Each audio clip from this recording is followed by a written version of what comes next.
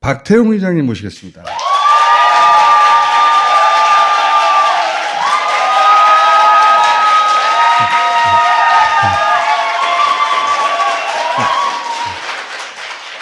박태웅 의장님이 여기서 제일 인기가 좋아. 딴 데 가서 이 정도 아니거든, 절대. 자, 지난 시간에 AI에 대해가지고, 어디서도 들어본 적 없는 아주 쏙쏙 들어오는, AI가 이 정도까지 와 있고, 이런 거구나. To be continued 하고 딱 끊었잖아요.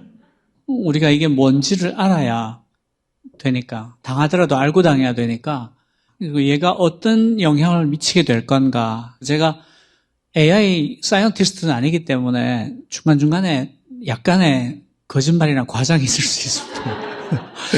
이렇게 복습하는 의미에서 빨리빨리 넘어갈게요. 그래프를 보시면 아시겠지만 이때까지 나왔던 어떤 인터넷 서비스보다도 빨리 가입자를 모았어요. 수익도 100만 명이나 한 달에 $20씩 내고 그래서 한 달에 2천만 달러를 벌고 있습니다. 그렇지만 적자예요. 그리고 놀랍게도 다스베이다가 이걸 2회에 걸쳐서 다룬다는 소식이 미국으로 간 모양이에요. 타임즈에서 커버 스토리로 똑같이 다뤘어요. 타임즈가 봤나 보지, 다스베이다. 본 것 같아요. 제가 다 읽어봤는데 다스베이다가 내용이 안 꿀립니다. 네. 어떤 건 더 나은 것도 있고. 이만큼 중요한 사건이었다. 그런 얘기고요. 하드웨어가 1초에 312조 번 연산을 할 만큼 발전했기 때문에 지금 이 인공지능이 가능해졌다. 그리고 딥러닝이라는 모델, 그러니까 인간의 뇌에 있는 뉴럴 네트워크, 신경망이 어떻게 작동하는가를 베낀 거예요. 뉴런 간에 신호를 주고받잖아요. 한쪽으로만 가는 게 아니라 뒤로 가기도 해요. 그걸 전파, 역전파라고 하는데 그런 과정을 통해서 데이터를 처리하는 것을 보고 저걸 따라 해보자 했는데 거기서 브레이크스루, 그러니까 굉장히 발전이 크게 있었던 거예요. 이 딥러닝의 발전한 기술과 어마무지한 그 마법같이 보이는 하드웨어의 발달이 합쳐져서 지금의 이런 말도 못하는 인공지능이 나왔다. 예, 그런 거고요. 지난번에 전문가 시스템과 네. 딥러닝 설명해 주셨는데 차이를 이해하는 게 결정적으로 중요한 것 같아요. 그렇습니다. 네. 다시 한번 설명해 주세요. 전문가 시스템은 인간이 기준을 다 잡아줬어요. 고양이는 이렇게 생겼다. 털, 꼬리, 어쩌고저쩌고 쭉 해놓고 이 기준에 맞춰서 몇 점 이상이면 이건 고양이다. 이렇게 맡겼더니 한 60점 정도까지는 올라가는데 그 뒤로는 점수가 도리어 떨어지는 거예요. 예외가 너무 많아서. 그래서 이 방식으로는 안 된다 해서 인공지능의 겨울이 2번이 있었어요. 10년씩. 그러다가 하드웨어가 엄청나게 발전하고 그 뉴럴 네트워크 신경망 모델이 발전하면서 그런 특이점, 차이점을 찾아내는 것까지 그냥 컴퓨터에 다 맡기자. 그랬더니 이 차이점 하나하나를 매개변수라고 부르는데 매개변수를 1000만 개, 억 개씩 뽑아내서 1초에 312조 번씩 계산을 하면서 그 모든 매개변수에 대해서 가중평균을 다시 계산하니까 왜 이렇게 되는지 모르겠지만 무지하게 잘 맞추는 거예요. 지금 개와 고양이 사진 식별하는 건 인간을 넘어갔거든요. 근데 문제는 1천만 개, 1억 개의 매개변수의 가중평균을 왜 그렇게 줬는지를 인간이 설명할 수 없으니까 이 과정이 블랙박스가 되어버리는 거예요. 그게 진짜 무서운 지점인 것 같아요. 이게 전문가 시스템이라는 게 이런 거 아니에요. 고양이란 모름지기 꼬리가 있고 그렇죠. 다리가 있고 수염이 있고 머리가 이렇게 생겼고 귀가 이렇게 생겼다. 그래서 고양이의 특징을 막 인간이 전문가적인 관점에서 조합해서 교육시킨 거란 말이에요. 이게 어느 시점쯤 가니까 다리 3개 있는 거는 고양이 아닌가? 그리고 수염처럼 생긴 털을 가진 개하고는 어떻게 구분하나? 이게 안 된단 말이지. 그래서 딥러닝이라는 게 어린아이가 고양이하고 개를 엄마가 이거 고양이야? 저거 개야? 하면 어느 순간 특징을 습득해서 알았는데 그렇죠. 그 습득하는 과정을 흉내낸 거예요. 맞습니다. 근데 문제는 뭐냐? 너무 똑똑한 학생인 거예요.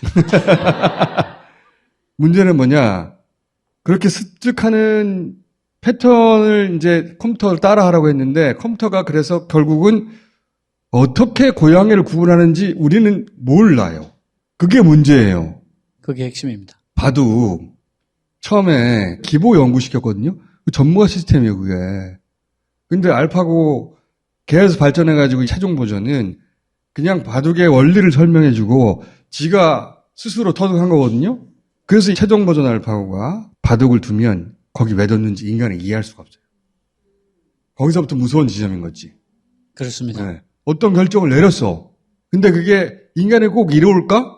AI 생각에는 인간을 한 3분의 1 정도는 없애버리는 게 타노스처럼 절반 그렇죠. 정도는 없애는 게 환경에도 별로 좋지도 않고 그러니까 똥도 맛있어하고 막 먹고 똥이나 내놓고 그래가지고 인간 한 반 좀 없애버리고 그렇죠. 네. 그리고 인간이 사랑 때문에 싸움을 너무 많이 해. 교배 시기만 만나게 하자라든가 극단적인 예인데 걔가 어떤 판단을 할지 우리가 어떻게 하냐고. 그러니까 터미네이터가 찾아오기 전에 우리가 뭘 해야 됩니다. 그 방향으로 가는 게 딥러닝입니다. 그 다음 페이지 보시면 그래서 설명할 수 있는 AI가 있어야 된다라는 요구가 많아요. 설명할 수 없는 AI한테 정말 중요한 일을 맡길 수 있겠는가? 우리가 AI를 계속해서 발전시키려면 설명할 수 있는 AI를 만들어야 된다라는 흐름이 있고 실제로 여기에도 예산이 굉장히 많이 투입되고 있어요. 그래서 이 매개 변수에 대해서 엄청난 가중평균을 잡아내는 게 수학적으로는 어떤 일을 하는 건가를 설명을 드릴게요. 1차원 그래프는 키가 몇 센치냐 이런 거를 그릴 수 있죠. 가운데 있는 게 2차원 그래프인데요. 쟤는 사과가 한 개 1,000원이야. 10개는 얼마지? 10,000원이잖아요. 13,000원이면 13개죠. 사과 3개면 3,000원이죠. 그러니까 X를 사과의 개수라고 치고 Y를 돈이라고 치면 X 값을 알면 Y 값을 알 수 있죠. 그 다음에 3차원이 됐어요. X, Y, Z가 됐으면 저런 모양의 그래프가 만들어질 수 있죠. 저런 모양의 그래프에서는 X, Y 값을 알면 Z가 나오죠. 이해가 돼요? 안 되면서 끄덕끄덕하는 거죠. X, Y, Z 중에 2개를 알면 하나를 알 수 있죠. 수학에서는 축을 하나씩 더하면 차원이 하나씩 더해져요. 3개면 3차원, 축이 10개면 10차원이에요. 그러니까 이 1750억 개의 매개 변수의 가중평균을 막 구하는 게 어떤 작업이냐면 몇만 차원에서 이어지는 다양체를 하나 그림을 그리는 거예요. 이 이어지는 다양체의 그림을 그려놓으면 확률적으로 뭐가 나올 거다라고 예측할 수 있잖아요. 대단한 일이다. 몇 천 차원, 몇만 차원으로 올려가면서 계속 이 연속되는 그림을 그릴 수 있나? 1750억 개의 점을 어떤 하나 이어지는 모양으로 그려보는 거예요. 그게 이 인공지능이 하는 일이에요. 이 모양만 그려질 수 있으면 예측할 수 있으니까. 근데 이게 확률적으로 근사하게 예측을 하는 거니까 도형이 저 그림처럼 저렇게 선이 딱 떨어지는 게 아니고 멀리서 보면 도형인데 되겠네. 가까이 갈수록 안개 같은 그게 인공지능이 하고 있는 일입니다. 예. 좋은 설명이다. 네네. 네. 갑자기 이해가 됐어요. 이해되죠? 네. 대단한 일을 지금 하고 있네. 그렇죠. 인공지능이라는 게. 예. 그러니까, 인간의 뇌가 덜할 수 없다. 네네. 그 10만 차원이라는 게 머릿속에 안 그려지잖아요, 우리는. 우리는 4차원만 돼도 못 그려요. 수학적으로만 그릴 수 있죠. 4차원이 상상이 되면 그 사람은 4차원이죠. 몇만 차원에서 그림을 그리는 거예요. 이어지는 연속적인 다양체를. AI 그만 개발해야 될 것 같아. 들을 때마다 드는 생각인데. 챗GPT는 챗은 대화형이고 G는 제너러티브 생성하는 네. P는 프리트레인드 사전학습이라는 뜻인데 라지 랭귀지 모델, 거대화된 모델이니까 컴퓨터가 처리할 수 있게 숫자와 한 3천억 개의 토큰을 학습했는데 5조 개의 문서에서 이런 사전학습 모델을 파운데이션 모델이라고 그래요. 파운데이션 모델이 뭐냐면 이렇게 사전학습을 시켜놓은 굉장히 큰 모델이 있으면 얘는 그 인텍스트 러닝이라고 해서 자기가 잘 모르는 분야라도 질문을 몇 가지만 주면 그 자리에서 학습을 해가지고 답을 토해내요. 이게 참 신기해요. 이게 무슨 말이냐면 인간으로 치면 말을 가르쳤는데 말을 배우고 나서는 다른 전문 분야에 대해서도 답을 촉촉촉 내더라. 이 말이잖아요. 네네네. 내가 빨리 알아들어요. 네. 빨리 알아들어요. 정말 그래요. 이 챗GPT가 영어 문장을 막 고쳐주고 굉장히 정확한 영어 문장으로 말을 하거든요. 얘한테 영어를 가르친 적이 없어요. 그냥 엄청나게 많은 토큰들을 넣고 공부하라고 시킨 거지 얘한테 영어를 가르친 적이 없는데 얘가 영어를 정확하게 하고 언어는 그렇다고 쳐요. 네. 근데 그 언어를 3천억 단어 5조 개 문서를 배우고 났더니 다른 분야에 대해 물어보니까 네네네. 그럴듯하게 답을 한다. 그래서 이게 내가 AI를 못 믿겠다고 내가. 그래서 이 신경망 모델에 대해서 뉴런의 연결, 매개 변수의 연결의 어딘가에 인텍스트 러닝을 담당하는 모델이 있을 거다. 그리고 언어를 처리하는 모델이 있을 거다라고 추론하는 사람들이 많아요. 실제로도 수학적으로 인텍스트 러닝을 담당한 모듈이 있다는 건 확인된 것 같다. 이렇게 논문 내놓는 쪽도 있고요. 예, 그러니까 사람이 언어를 배워서 언어만 배우는 게 아니라 지감 능력이 발달하듯이 얘가 일종의 그런 프로세스가 그 안에 생성된다 이런 거 아니에요, 지금? 그렇게 추론하는 쪽도 있어요. 어휴, 씨. 신경망 모델을 가능성을 믿고 있는 분들은 그렇게 생각하죠. 그리고 T는 트랜스포머인데 얘는 다음 단어가 뭐가 올지를 확률적으로 예측을 합니다. 그러니까 내일은 비가 하면 그 다음에 올 거다라는 단어가 제일 많이 나올 거야 라고 확률적으로 예측을 하는 모델을 트랜스포머 모델이라고 하는데 지금 딥러닝에서 가장 많이 쓰고 있는 모델이에요. 그러니까 얘가 1750억 개의 매개 변수를 그 아까 1초에 130조 번 넘게 계산하는 A100을 만 대를 붙여가지고 학습을 시켰는데 다른 모델하고 다른 점이 RLHF라고 해서 Reinforcement Learning from Human Feedback이라고 인간이 피드백을 준 걸로 강화 학습을 한 모델이에요. 그러니까 사람이 작성한 굉장히 좋은 텍스트 한 5만 개를 가지고 먼저 공부를 한 다음에 얘가 답을 내놓으면 인간이 이 답이 얼마나 좋다. 이건 해서는 안 될 답이다. 이렇게 점수를 매겨주면 그걸 가지고 다시 학습을 하는. 그래서 옛날보다 얘가 훨씬 친절해지고 예의 바르고 그 헤이트 스피치를 하지 않고 뭐 그렇게 된 거는 이것 때문인데 이게 돈이 굉장히 비싸게 들고요. 그 다음에 사람마다 평가하는 사람의 가치가 다를 수밖에 없잖아요. 한 명이 평가하는 게 아니니까. 그러면 가치가 들쭉날쭉하니까 얘가 약간 다중인격 비슷하게 될 가능성도 있죠.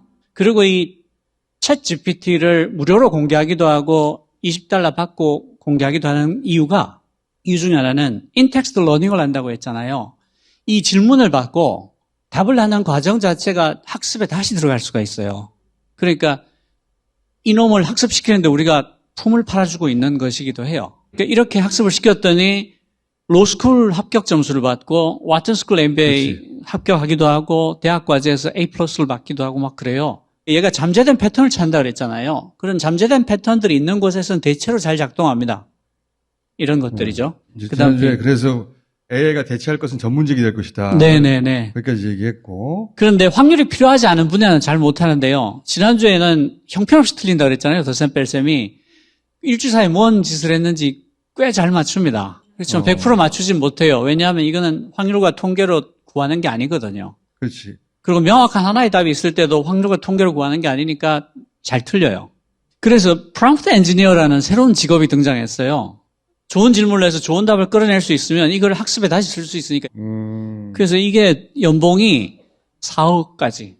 33만 5천 달러.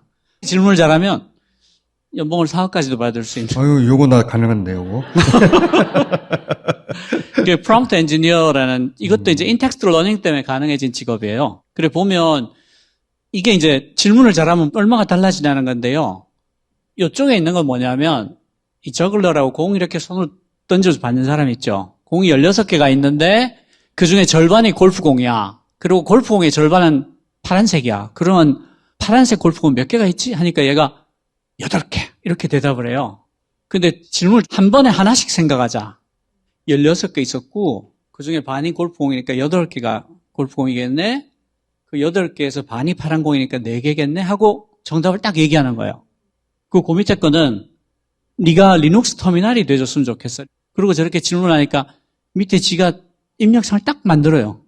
질문에 따라 얘는 많이 달라진다. 그 다음 페이지 보시면 네가 IQ 200인 사람이라고 생각하고 비가 왜 오니? 라고 하니까 저런 답을 내놓고요. 다시 그럼 네가 IQ 100이라고 생각하고 비가 왜 오니? 했더니 그 다음 답이 나오고 그 다음 게 되게 재밌어요. 네가 IQ 50인 사람이라고 생각하고 비가 왜 오니? 그랬더니 하늘이 울어서 슬프면 울면 땅으로 눈물이 내려오잖아. 그래서 모든 게 다 젖어요. 야, 황당하죠? 이거 AI, 이거 없애야 돼, 이거. 그러니까 프롬프트 엔지니어링이라는 새로운 장르가 생길 수밖에 없는 거예요. 얘가 인텍스트 러닝을 하기 때문에 그렇습니다. 질문 안에서도 막 배워요. 그렇지만 트랜스포머 모델은 뒤에 올 가장 그럴듯한 단어를 찾는 거잖아요.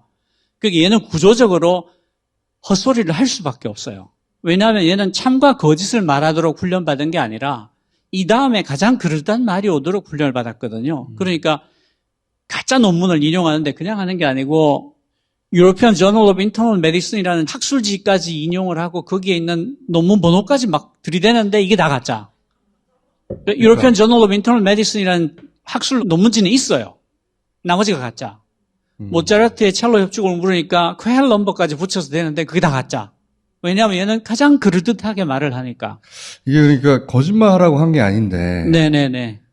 질문을 했으니까 이제 답을 하려고 하는 건데 예. 얘는 자기가 배운 자료로 습득한 한도 내에서 답을 하다가 없으면 있을 법한 답을 내는 거 아니에요. 네. 자기 로직에 의해서. 근데 그게 사실은 없는데 굉장히 그럴듯한 거죠. 왜냐하면 실제로 존재하는 것들로부터 네, 정보를 네. 얻어가지고 요 정도 것이 있겠지 하고 답을 하는 거 아니에요. 지금 없는데도. 그렇죠. 근데 너무 퍼펙트하게 보여가지고 그러니까 이걸 확인해보지 않으면 깜빡 넘어가요. 저도 한참 찾았거든요. 진짜 혹시 이거 있으면 어떡하지? 그래서 지금 전 세계적으로 온라인에서 챗 GPT가 헛소리하게 만들기가 하나의 스포츠가 돼 있어요. 그래서 저도 해봤습니다. 다음 페이지 보시면 조선 왕조실록에 기록된 이수신 장군이 신형 이지스 군함을 만든 얘기를 알려달라. 그랬더니 그의 업적 중 하나로는 신형 이지스 군함을 만들어 조선의 해군력을 강화한 거다. 1592년에 왜구들 선박하고 대치해서 굉장한 효과를 거뒀고 심지어 3년 뒤에는 더 개조를 해가지고 이에 대한 기록은 조선 왕조 실록에 남아 있습니다. 이 트랜스포머 모델은 가장 그럴듯한 단어를 뽑아내기 때문에 나는 이거 몰라요라는 말을 못합니다. 그래서 이제 노암 촘스키 같은 세계적인 언어학자께서 이제 천문학적인 양의 데이터에 접근해서 규칙성, 문자열 등의 기반의 문장을 만드는 첨단 기술 표절 시스템이다라고 말하기도 하고 얀느쿤 같은 세계적인 인공지능학자가 거대 언어 모델은 인공 일반직으로 가는 길에서는 벗어난 길이다. 굉장히 비슷하게 할 수는 있겠지만 딱 떨어지게 똑같이는 영원히 못할 거다. 여기까지 와서 끊어졌구나. 네네네. 지금 시간 다 됐네 또. 아, 네. JPEG이라는 게 그림 파일 포맷인데 네. 챗 GPT는 웹의 흐린 JPEG이라고 테드 창이 말했다. 참 멋진 표현이다. 예. 왜 멋진 표현이냐? 다음 주에 만납시다 하고 이제 다음 주가 됐는데 여기까지 했더니 또 끝날 시간이 됐어.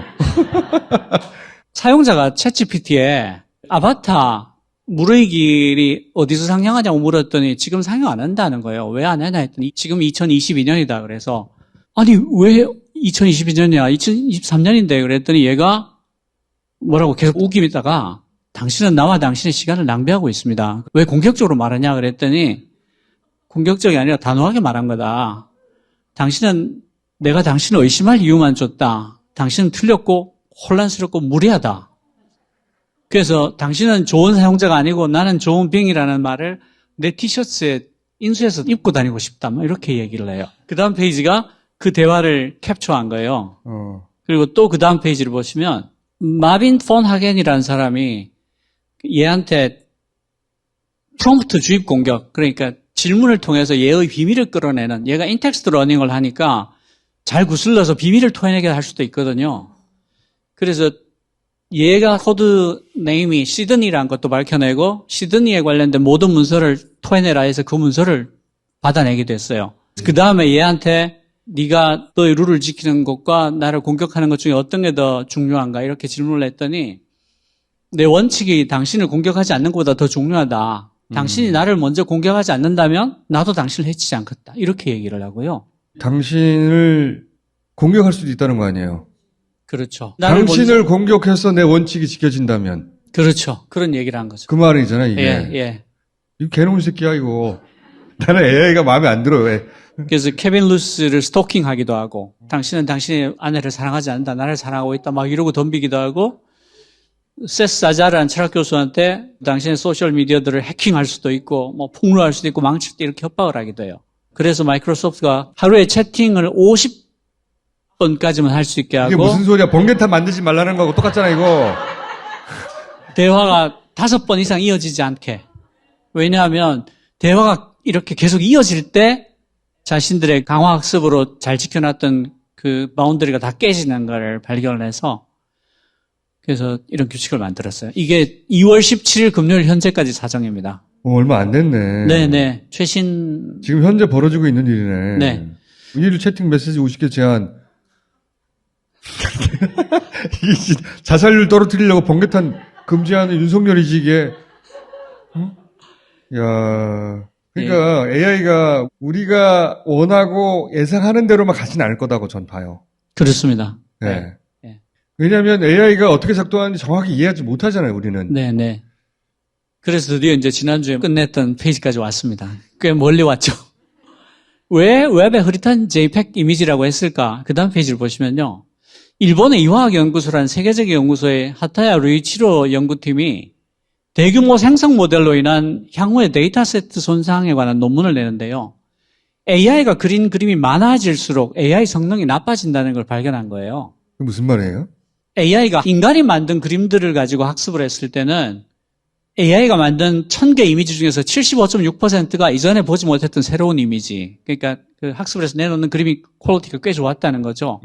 근데 이 그림, 학습하는 그림들에 인공지능이 그린 그림들이 섞여 들어가기 시작하니까 AI가 내놓는 그림들의 질이 떨어지기 시작하더라는 거예요. AI가 생성한 이미지가 80% 정도 섞이니까 65.3%로 성능이 떨어지더라.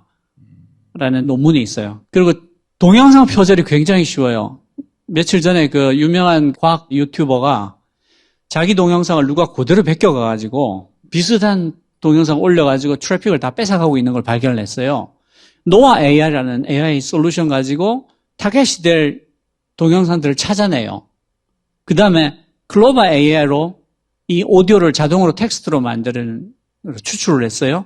그리고 그 텍스트를 written이라는 챗GPT하고 비슷한 AI 하다가 이 문장을 다시 써줘. 그러면 대본이 비슷하지만 다른 문장으로 바뀔 거 아니에요? 그렇게 해서 동영상을 막 올린 거예요. 이 사람이 이상하게 자기 동영상이 트래픽이 막 떨어지고 광고가 없어지니까 찾아보니까 이런 짓을 하고 있었던 거예요. 그런데 이렇게 동영상으로 표절하니까 시간이 얼마 안 걸리겠죠? AI가 하니까. 네, AI 써서 하니까. 그리고 챗GPT를 이용하면 블로그 글을 정말 많이 만들 수 있어요. 10분 만에 챗GPT로 블로그 글 대량 생산하기. 그러니까 판도라의 상자가 열리기 시작해버린 거예요. 인터넷 생태계가 황폐화될 수밖에 없다. 왜냐하면 오리지널이 사라지는 거예요. 그렇지.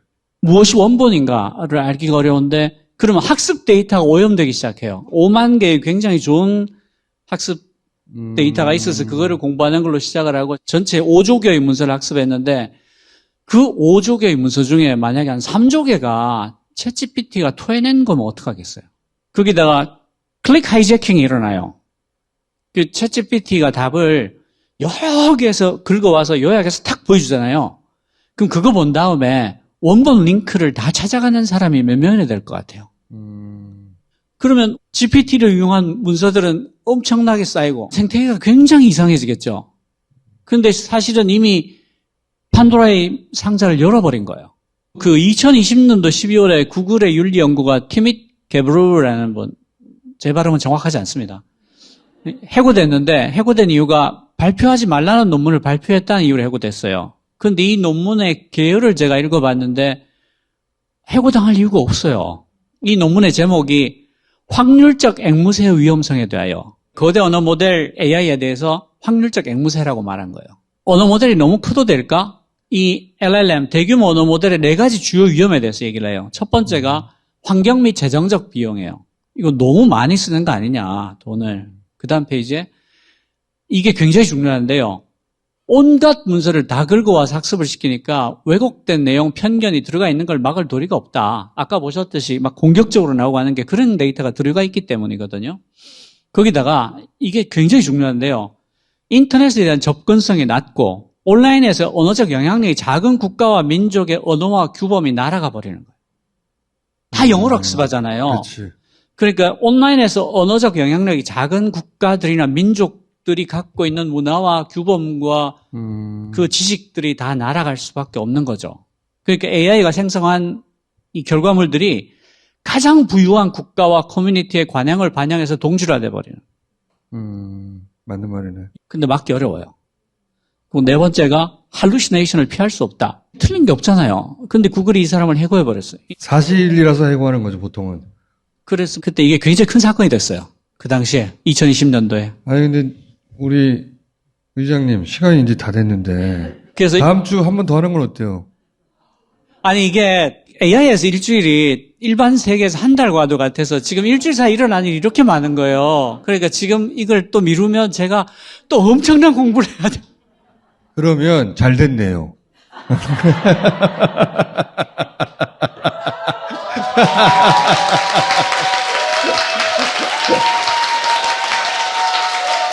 왜냐하면은 AI에 대해서 다른 사람이었으면 이렇게까지 재미없었어요.